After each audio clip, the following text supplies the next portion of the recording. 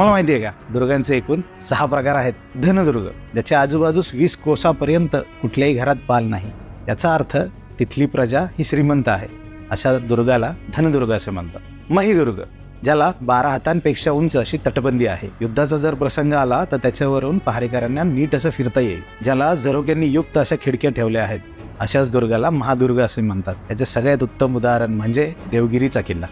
अब्धदुर्ग किंवा जलदुर्ग, अपरिमित अशा जलाने चोहोबाजूंनी वेढलेल्या दुर्गास अब्धदुर्ग किंवा जलदुर्ग असे म्हणतात. कोकण किनारपट्टीवर शिवरायांनी अशा अनेक जलदुर्गांची अभेद्य भिंत अशी उभारली आहे. तिच्याबद्दल आपण नंतर कधीतरी बोलू.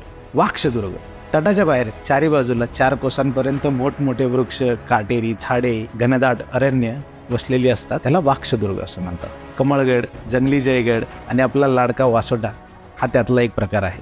नृदुर्ग, गज, अश्व, रथ अशा सैन्यांनी ज्याच्या सभोवताली पहारा टाकलेला असतो त्याला नृदुर्ग असे म्हणतात. आणि शेवटचा आणि 6वा प्रकार म्हणजे गिरिदुर्ग. आसपास वर चढण्यात संकुचित मार्ग असा असणारा, म्हणजे ज्या गडावर जायला वाट खूप अवघड असते, अशा प्रकाराला गिरिदुर्ग असे म्हणतात. आपल्या सह्याद्रीने त्याच्या अंगाखांद्यावर असे कितीतरी गिरिदुर्ग खूप लिहिल्या पेलले आहेत. पण तुम्हाला माहिती आहे का, अशा गिरिदुर्गांचे सुद्धा प्रकार आहेत. याच्याबद्दलची माहिती घेण्यासाठी बाबा भटकंतीला नक्की फॉलो करा.